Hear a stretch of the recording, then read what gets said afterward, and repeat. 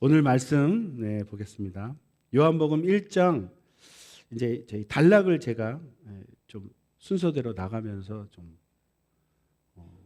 단편 은혜적인 것보다는 이제 성경을 좀 공부하는 방법으로 좀 하려고 해서 오늘은 요한복음 1장 19절에서 28절입니다. 요한복음 1장 19절에서 28절. 자, 교독으로 읽겠습니다. 시작. 유대인들이 예루살렘에서 제사장들과 레위인들을 요한에게 보내어 네가 누구냐 물을 때 요한의 증거가 이러하니라. 요한이 드러내어 말하고 숨기지 아니하니 드러내어 하는 말이 나는 그리스도가 아니라 한데, 또 묻되 그러면 무엇? 내가 엘리야냐? 가로되 나는 아니라. 또 묻되 네가 그 선지자냐? 대답하되 아니라. 또 말하되 누구냐? 우리를 보낸 이들에게 대답하게 하라. 너는 내게 대하여 무엇이라 하느냐? 가로되 나는 선지자 이사야의 말과 같이 주의 길을 곧게 하라고 광야에서 외치는 자의 소리로라 하니라. 저희는 바리새인들에게서 보낸 자라. 또 물어 가로되 네가 만일 그리스도도 아니요 엘리야도 아니요 그 선지자도 아닐진데 어찌하여 침례를 주느냐? 요한이 대답하되 나는 물로 침례를 주거니와 너희 가운데 너희가 알지 못하는 한 사람이 섰으니 곧 내 뒤에 오시는 그이라. 나는 그의 신들매 풀기도 감당치 못하겠노라 하더라. 이 일은 요한의 침례 주던 곳 곧 요단강 건너편 베다니에서 된 일이니라. 아멘. 오늘은 그 침례 요한이 여기 나오죠. 오늘 말씀은 침례 요한이 나오는데, 그래도 주인공은 예수님입니다. 예수님이고 제목은 광야에서 외치는 자의 소리. 광야에서 외치는 자의 소리입니다. 성경을 읽다 보면 모르는 단어나 궁금한 것이 있죠. 근데 이렇게 넘어가면 넘어가죠. 넘어가면 사실 그 부분을 모르고 넘어가는 거죠. 느낌으로만 알고 그 문맥상 어떤 흐름으로만 아는데 그러다 보면 큰 실수할 때도 있다니까요. 제가 찬송가 잘못 불러서 엉뚱하게 은혜 받은 얘기 했죠. 주는 저산 밑에 백합빛, 나는 새벽별. 안 들어보신 분 다 들으셨어요? 그 찬송 부를 때 말씀을 모르니까 주는 저산 밑에 백합빛, 나는 새벽별, 이렇게 잘못 끄는 데를 읽어가지고 예수님 찬양하는 건데 주는 저산 밑에 백합, 빛나는 새벽별. 원래 주님 찬양하는 겁니다. 주는 저산 밑에 백합, 빛나는 새벽별인데 빛자가 백합 이렇게 이쪽에 붙어가지고 주님은 백합빛이고 나는 새벽별이구나. 할렐루야. 그때 은혜가 충만할 때이기 때문에 주님은 막 백합빛, 아름다운 백합빛, 나는 새벽별, 할렐루야, 주님 저는 새벽별이에요 이러면서 은혜 엄청 받고 있었는데 잘못하면 사탄 될 뻔했다니까요. 제가 이렇게 엉뚱하게 은혜 받았기에 망정이죠. 하지만 어디 가서 그걸 제가 얘기해봐, 저는 새벽별입니다 이러면은 저 완전히 어떻게 되겠어요? 그래서 이제 성경을 잘 알아야 되는데, 한편적으로 그런 것처럼 이 신약을 읽다가 보면요 이해가 잘 안 되고 또 단어도 대충 읽으면 안 됩니다. 사실 이 한글 개혁이 너무 옛날 단어라 저는 그 고등학교 때 훈민정음 공부하지 않습니까? 완전히 이게 한국말인데도 훈민정음 단어를 완전히 외국말 공부하듯이 뜻이 너무 바뀌어가지고, 그런 것처럼 이 단어 모를 때도 이렇게 좀 귀찮지만 찾아봐야 이 정확한 단어. 안 되면 막 그 다른 번역본 요즘 얼마나 좋습니까? 컴퓨터에, 그죠? 딱 들어가면은 무슨 번역본, 공동번역, 새번역, 개정판부에서 또 영어, 헬라어 다 나옵니다. 그러면 자기가 모르는 부분을 이렇게 찾아보면 이런 게 있었구나. 정확한 게 중요하지 않습니까? 하나님도 정확하게 믿어야 되니까. 그래서 공부를 하게 되는 거죠. 저는 이 부분 읽을 때 항상 궁금한 게, 아니 왜 침례요한한테 제사장들과 레위인들이 파송한 사람들이 와가지고 네가 그리스도냐? 또 네가 엘리야냐? 네가 그 선지자냐? 왜 이렇게 물었을까?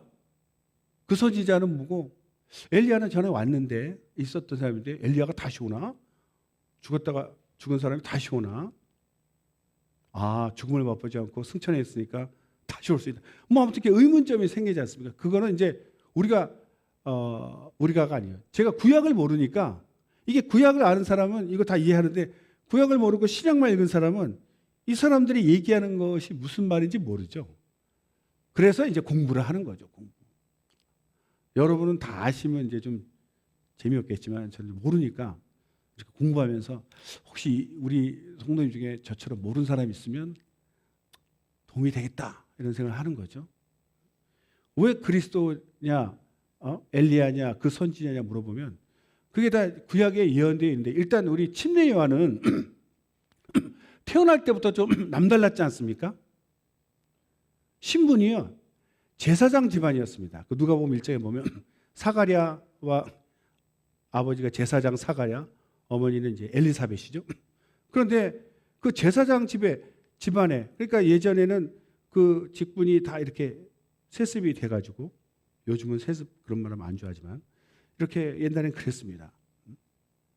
그러니까 제사장 집안의 가문, 그러니까 좋은 가문에 태어났고 또 태어날 때 그냥 태어난 것이 아니라 가브리엘이 나타나가지고 특별히 예언도 했어요. 이 사람은 하나님 앞에 큰 자가 되어서 술도 안 마시고 하나님의 길을 예비하는 많은 사람들의 마음을 예수님께로 이렇게 돌리는 거스린 자를 주님께로 돌리는 그런 큰 일을 할 자가 태어날 것이다라고 가브리엘이 와서 얘기까지 해줬어요. 그리고 어떻게 알았냐? 사가랴가 나와서 말을 못해. 벙어리가 되는 순간 아니 이 사람이 왜 갑자기 들어가서 기도하고 하더니 벙어리 된가? 그러니까 그렇게 쓴 거죠. 이렇게 그런 어떤 놀라운 일들이 있었기 때문에 태어날 때부터 사람들이 아니 침례요한은 이 요한은 좀 특별한데 그랬는데 이제 청년이 되어서 자라서 하는 일이 어떤 모습이었어요? 약대 털옷 입고 명품 옷을 입지 않았다 이겁니다. 제사장 같으면은 가문이 좋으니까 좋은 옷 입을 수 있죠. 그때는 비단이 좋았는지 모르겠지만 좋은 세마포로 된 옷을 입을 수도 있죠. 그런데도 그냥 약대 털옷, 그 우리가 상상해도 그 약대 털이 얼마나 그 거칠고 보잘것없습니까? 그 입고 먹는 것도 그 산의 진미를 먹는 게 아니라 그냥 메뚜기하고 석청, 그 꿀이죠, 꿀 좋은데 사실. 예. 그냥 야생에서 그냥 야생 꿀입니다. 석청은 그냥 야생 꿀 먹고 그냥 메뚜기 잡아서 먹고 어찌 보면 건강식이겠지만 그 제사장 아들이 먹을 음식이 아니죠. 그러니까 특별히 엘리야는 아니라 침례요한은 집안 좋은 제사장 가문의 아들로 태어났는데 복장도 그렇고 옷 입는 것도 그렇고 먹는 것도 그렇고 굉장히 검소하죠. 검소한 것만 아니라 그 이스라엘 백성에서 막 회개하라 이렇게 막 지적을 한다 이거예요. 심지어는 헤롯 왕에 가서도 지적을 하지 않습니까? 그런 용감함과 그런 담대함이 있었어요. 그러니까 그 당시만 해도 제사장들이 얼마나 타락했습니까? 그 돈으로 막 주고 살 정도로 타락해 있고 자기 이익만 챙기고 그런 시대에 진짜 놀라운 참 선지자 같기도 하고 제사장 같기도 한 그런 엘리야랍니다. 이 침례요한이 태어났기 때문에 그 모습을 보고 사람들이 이제 웅성거리는 거죠. 좀 남다르고 특별하니까 혹시나 구약에서 얘기했던 메시아 그리스도가 아닌가? 헬라어로 그리스도죠. 원래 히브리어 아람어로는 메시아라고 합니다. 메시아가 아닐까?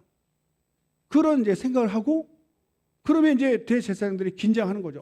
우리가 기대하고 있는 메시아가 침례요한이란 말인가? 그러면 이제 막 세상이 바뀌는 거 아닙니까? 더 거기 가야 되고. 그러니까 확인하러 보낸 거죠. 그러니까 그리스도라고 물어보는 이유는 그리스도 메시아 사상은 사실 구약에서 쭉 있어 왔습니다. 메시아가 뜻은 이제 기름 부음 받은 자죠. 그가 와서 이스라엘을 회복할 것이다. 그 모든 것을 하나님 말씀을 이루고 하나님의 나라, 이상적인 나라를 세우는 그 회복할 것이다. 그러니까 다윗 왕 때 항상 이스라엘 사람들이 이 다윗 왕을 기억하는 이유가 다윗 왕 때가 이스라엘로서 가장 그 국가로서 융성했고 완성된 그런 나라였거든요. 물론 이제 아들 솔로몬 때 더 번창하겠지만 타락으로 갔고, 그래서 항상 다윗 왕조를 기억하고 있고 다윗 왕이 이스라엘의 가장 위대한 왕으로 그들은 기억합니다. 그러니까 이 다윗의 후손으로 올 그 메시아가 있다. 그래서 다윗 왕조를 회복한다는 얘기 뭐냐면 이스라엘을 회복한다는 거예요. 그걸 항상 마음속에 그걸 이제 메시아 대망이라고 합니다. 기대하고 고대하는 그런 마음을 다 갖고 있어요. 언제 오셔서 회복할 것인가? 말씀으로 이제 그 메시아가 오실 거라는 것을 많은 선지자들을 통해서 얘기를 했는데 다 찾을 수는 없죠. 너무 많으니까. 그 중에 한 말씀만 보겠습니다. 이사야서 9장 6절에서 7절. 이사야서 9장 6절에서 7절 화면에 나옵니다. 네. 읽어 보겠습니다. 시작. 이는 한 아기가 우리에게 낳고 한 아들을 우리에게 주신 바 되었는데 그 어깨에는 정사를 메었고 그 이름은 기묘자라 모사라 전능하신 하나님이라 영존하시는 아버지라 평강의 왕이라 할 것임이니라. 그 정사와 평강의 더함이 무궁하며 또 다윗의 위에 앉아서 그 나라를 굳게 세우고 자금 이후 영원토록 공평과 정의로 그것을 보존하실 것이라. 만군의 여호와 열심히 이를 이루시리라. 아멘. 제가 개정판을 읽었나요? 갑자기 헷갈렸습니다. 아니죠? 맞죠? 네. 이렇게 예언을 했어요. 다윗의 위에 앉아서 나라를 굳게 세우고 영원토록 보존하실 것이다. 그러니까 마음속에 그런 메시아가 와서 이스라엘을 회복해 주셔야 된다. 특별히 그 시대는 또 식민지, 로마 제국의 식민지였기 때문에 더더욱 그게 강렬했죠. 근데 사실 하나님이 예언하셨는데 환경에 너무 이렇게 또 억압이 되다 보면은 환경에 맞는 메시아로 스스로 또 변질시켜요. 사실 그리스도에 대해서도 할 얘기가 많지만 그 시대는 또 정치적인 메시아를 원했어요. 원래 하나님이 얘기하신 메시아는 그 메시아가 아닌데 로마 시대 때 너무나 이제 억압을 당하고 이렇게 있었기 때문에 이 로마 제국을 물리치고 이 하나님 이스라엘을 회복시켜줘 정치적 메시아. 그러니까 세속적인 왕 같은 그런 메시아를 생각했어요. 그 사실 변질된 거죠. 그게 얼마나 심하냐면요. 그래서 예수님이 오셔서 사실은 예수님이 오신 것은 고난의 종으로 이사야 53장에 나오는 것처럼 고난의 종으로 오셔서 우리 죄를 담당하러 오신 그 영적인 문제를 먼저 해결해 주시는 죄를 해결해 주시는 메시아로 오셨는데 그걸 사람들이 정치적인 메시아 일단은 다급한 문제 이 로마 제국 좀 물리쳐주고 우리 이스라엘 회복시켜 주시면 안 되나? 자기의 어떤 당면한 현실적인 문제로 메시아를 생각하다 보니까 원래 하나님이 보내시려고 한 메시아하고 생각이 달라져서 실제로 메시아가 왔는데 예수님 왔는데 알아보지를 못하고 오히려 실망하고 무시해서 죽이기까지 한다는 거예요. 우리도 원래 하나님의 뜻이 있는데 우리 육체의 어떤 환경적인 문제가 너무나 나한테 시급하고 다급하면 그걸 막 구하는 거죠. 하나님은 그걸 들어주셔야 되고 그런데 내가 원하는 그것이 안 와. 그러면 아니 하나님 나를 사랑하신다면서 어떻게 그런 걸 나한테 주실 수 있습니까? 나는 분명히 좀 돈을 좀 보내주셔서 이 공장 좀 돌리게 해달라고 했는데 돈을 안 보내주셔서 결국 우리가 문 닫았지 않습니까? 하나님 어떻게 이러실 수 있습니까? 안 믿어 예수 이러면서 돈 많이 주는 이슬람교나 뭐 어디 갈 수도 있습니다. 그러니까 내 문제로 집착해버리면 하나님이 더 큰 것 정말 우리 영원한 죄를 해결해 주시는 그걸 발견하지 못할 수 있는 그런 엄청난 실수, 우를 범할 수 있다 이거죠. 그래서 예수님을 죽인 거 아닙니까? 지금도 이스라엘 사람들 우리 영상 보니까 왜 예수를 안 믿냐면요. 그들이 지금 이스라엘 사람도 유대인들이 생각하는 예수는 이런 정치적이거나 강한 예수입니다. 강한 예수. 그래서 그 그리스도인이 가가지고 이사야 53장, 그들은 성경 많이 알잖아요. 근데 신기하게도 이사야 53장의 그 내용을 모르고 있는 거예요. 안 가르쳐 주니까 모르는 거죠. 그래서 이거 읽어봐라 그랬더니 예수님에 대해서 쭉 나온 고난의 종으로 채찍 맞을 것이고 우리의 허물을 인하여 채찍 맞고 또 당한, 그걸 쭉 읽고서 사람들이 예전에 2000년 전에 왔던 그 예수님이 바로 기억이 나는 거예요. 그때는 대대로 그런 예수는 필요 없다. 우리를 실망시킨 예수. 이래서 메시아 아니라고 무시했던 그 예수님의 삶이 이사야 53장에 기록되어 있으니까, 아니 그걸 읽는 순간 예수님이 2000년 전에 나사렛 예수가 이 사람 맞구나. 거기서 그냥 막 깨지고 회개하고 예수님을 영접하는 그런 역사가 있다고 해요. 그러니까 그들이 생각하는 예수의 모습을 자기네들이 정해놓고 성경에 기록된 예수를 믿지 않고 건너뛰는 거죠. 그래서 유대인들을 그리스도인으로 개종하는 그 방법으로 이사야 53장을 읽혀준다고 그러더라고요. 그러니까 어쨌든 다시 본문 돌아가세요. 침례 요한이 그렇게 놀라운 막 용감하게 막 꾸짖고 아무도 못한 일을 막 하고 왕을 꾸짖고 이스라엘 회개를 촉구하고 그 호의호식하고 타락된 모습이 아니라 정말 경건하게 그 유대 광야에서 그렇게 석청하고 석청과 메뚜기를 먹고 뭐 그런 복장을 보고 이 사람이 엘리야가 아닌가 또 이렇게 생각하는 거죠. 그리스도라고 생각하고 또 그런 모습을 보고 이것은 옛날에 구약에 있었던 엘리야 모습하고도 같다. 그러니까 이스라엘을 구해줄 대상으로 생각할 때는 그러면 이 사람이 메시아인가 이렇게 생각하지만 또 복종이나 하는 행동을 보니까 옛날 구약 때 엘리야가 얼마나 대단했습니까? 그 북왕 이스라엘의 아합 왕이 하나님 하지 말라는 그 이방신, 그 옛날 그 해양 민족이죠. 페니키아. 그 페니키아 민족의 시돈 왕의 딸 이세벨하고 결혼해가지고 결혼하면 그 이방 신이 다 들어오는데 그 바알신 또 아세라신 그 신을 섬기게 해서 이스라엘을 완전히 타락하게 한 그때 엘리야가 가가지고 꾸짖었어요.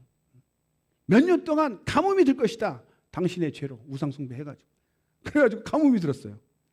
그러니까 가뭄을 해결하려고 그 아합 왕 이세벨이 그 바알 선지자들 불러가지고 450명 불러 해봐라 해가지고 잘 아시죠?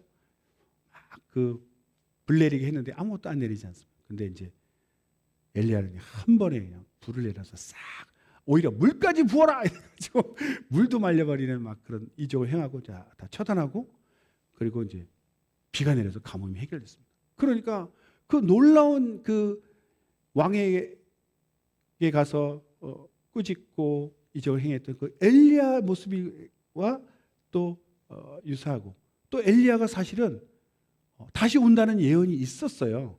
그냥 엘리야 같이 닮았다 이것이 아니라 말라기 4장 5절 말라기 4장 5절에 보면 자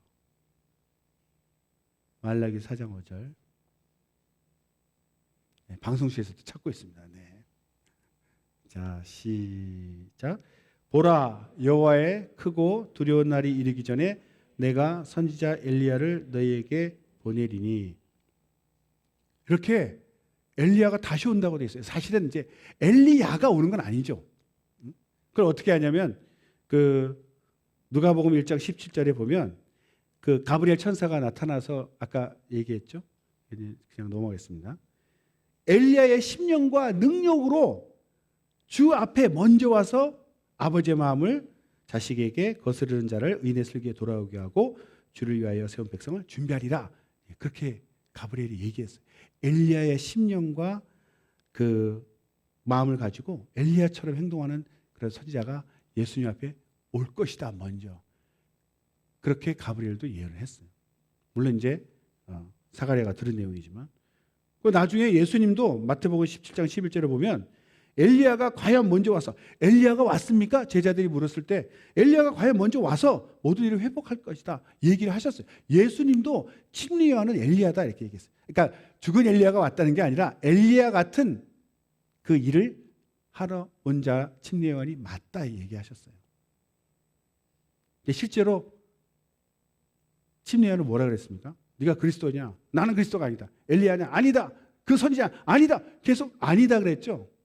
전 그래서 아니 예수님도 엘리야 맞다 그랬고 천사 가브리엘도 얘기를 해줬는데 왜 정작 당사자 본인은 아니라고 했을까? 거짓말한 걸까? 거짓말은 아닌 것 같아요. 그래서 사실 이제 기도를 했는데요. 뭐 주석에는 조금 이해 안 되는 뭐 로마 핍박을 피하기 위해서 살짝 뭐 이렇게 했다는데 저는 그런 거는 좀 받아들여지지 않고 실제로 본인이 하는 일을 예수님도 가브리엘 천사도 사람들도 엘리야라고 생각이 들지만 본인은 자기가 하는 일을 나는 그래 옛날에 그 구약의 엘리야 같은 사람이야 나를 몰라본단 말이야 이것이 아니고 자기는 정말 광야에 외치는 자의 소리 그냥 예수님 앞에 와서 나는 예수님을 증거하러 누군가 성령이 임하시면 그분이 성령으로 침례줄 그분을 세상에 드러내는 그의 길을 예비하는 그런 자일 뿐이다. 나는 광야에 외치는 자의 소리다라고 자기는 스스로 그렇게밖에 생각 안 하는 거예요. 겸손하게.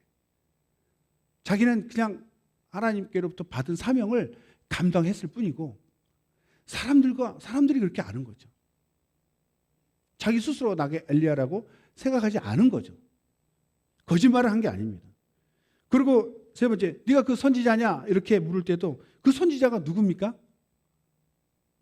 모르면 구약에 있는 거죠. 그게 뭐냐면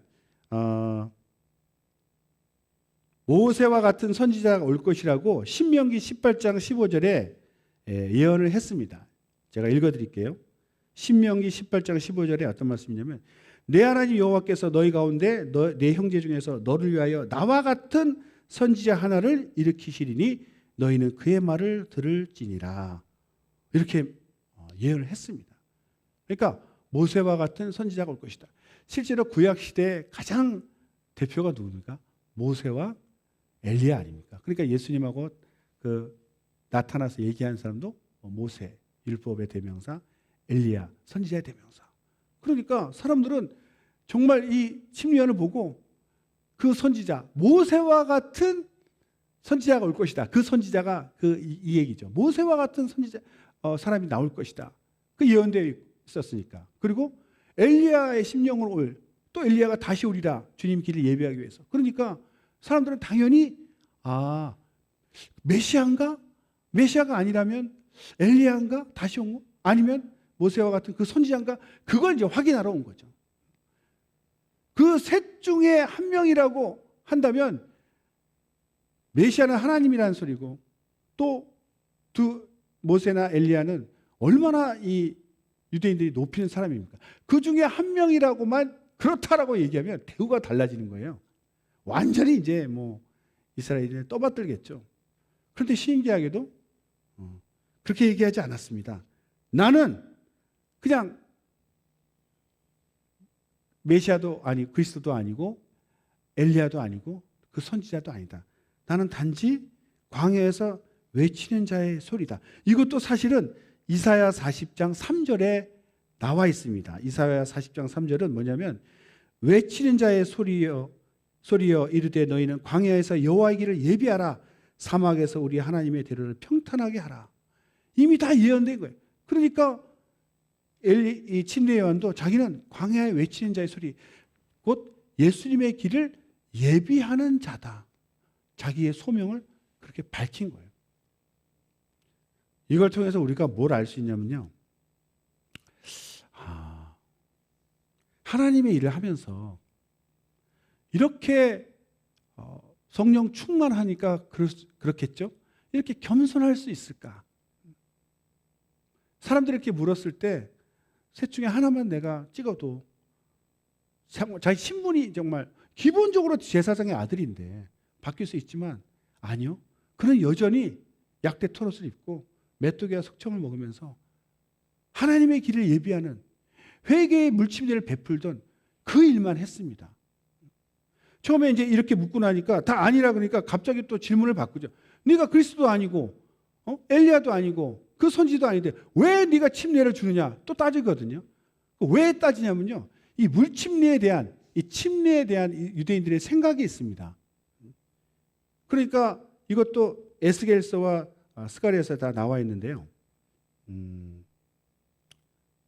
네. 제가 읽어드릴게요. 에스겔 36장 25절에 보면 맑은 물을 너희에게 뿌려서 너희를 정결하게 하되 곧 너희 모든 더러운 것에서와 모든 우상 숭배에서 너희를 정결하게 할 것이며 물을 뿌려서 정결하게 한다는 얘기를 했고 스가랴 13장 1절에도요. 그날에 죄와 더러움을 씻는 셈이 다윗의 족속과 예루살렘 주민을 위하여 열리리라. 이렇게 물로 침례해 주는 것에 대해서 이미 구약에서도 다 이렇게 기록이 되어 있어요. 그래서 유대인들은 물침례 생활 때 메시아가 오시면 그렇게 침례를 줄 것이다라는 어떤 생각이 있었다는 거예요. 메시아 사상 중에. 그래서 물침례를 굉장히 아무나 하는 일이 아닌 메시아가 오셔서 할 일, 그런 일로 아주 중요하고 위대한 일로 생각하고 있었고 또 어떤 것이 있냐면요. 이방인들이 유대교로 개종할 때 우리 침례라는 것이 어딜 떠날 때 과거를 끊는다 이렇게 우리가 배웠죠. 그런 것처럼 이방인들이 유대교로 개종할 때 옛날 이방 종교의 그걸 다 더럽게 보니까 그런 죄악을 다 씻고 온다는 뜻에서 행했던 어떤 공인된 의식이다 이거죠. 그러니까 이것은 정말 아무나 하는 것이 아닌데 네가 메시아도 아니고 네 입으로 엘리야도 아니고 그리스도도 아니라면서 네가 무슨 자격으로 그걸 또 주느냐 또 이렇게 따지는 거예요. 그런데 침례요한은 그런 것에 대답하지 않았어요. 그냥 자기 할 일. 그러니까 침례 요한이 이스라엘 백성에게 고백한 것은 나는 지금 물로 침례를 주는데 이것은 뒤에 성령으로 침례 주실 분, 곧 메시아를 오시기 전에 회개하는, 그러니까 성령을 받는 성령 침례, 메시아가 오셔서 받는 성령 침례는 새 생명, 영원한 생명으로 거듭나는 것이죠. 그에 앞서서 받을 준비, 깨끗하게 회개된 심령의 성령을 우리가 모셔야 될 것 아닙니까? 그러니까 메시아는 오셔서 성령으로 침례해 주실 터인데 나는 그 전에 심령을 깨끗하게 하는 회개의 침례, 물침례를 베풀러 나는 온 것이다. 자기 사명은 그것이라는 거죠. 그러니까 성령 침례의 어떤 상징이면서 자기가 그 일을 하러 왔다. 그것만 얘기하는 거예요. 어떻게 보면 그들의 어떤 질문이 심령을 어떤 뒤집고 자극적이고 뭔가 이렇게 유혹하는 말이 될 수 있지만 침례요한은 그렇지 않았습니다. 그냥 자기가 하나님께 받은 사명 그대로 얘기한 거예요. 나는 주의 길을 예비하는 정말 광야 메신저의 소리다. 주의 길을 첩경을 예비하는 평탄케 하는 그 일을 하러 왔고 성령으로 침례 주실 이가 오시는데 나는 그 전에 심령을 깨끗하게 회개하고 성령을 맞이할 준비하는 회개 침례를 베풀 뿐이다. 그리고 더 결정적인 얘기는 나는 내 뒤에 오실 이의 신들매, 신발끈이죠. 지금 말하면 그것을 풀기도 감당치 못할 자다. 이게 무슨 얘기입니까? 유대인의 풍습은 그냥 가죽 샌들이라죠. 샌들 위에 끈으로 묶었기 때문에 그 흙길이니까 먼지가 많으니까 딱 손님이 오시면 종 중에도 가장 그 낮은 종이 와서 그걸 물로 씻어주는 것이 그게 이제 풍습인데 종 중에 가장 낮은 종이 그 일을 했다 합니다. 그러니까 예수님이 얼마나 위대하신 분이라는 것을 또 자신을 얼마나 겸손하다는 걸 낮추기 위해서 나는 뒤에 오시는 그 메시아의 신발끈을 풀 가장 낮은 종보다도 나는 더 낫다.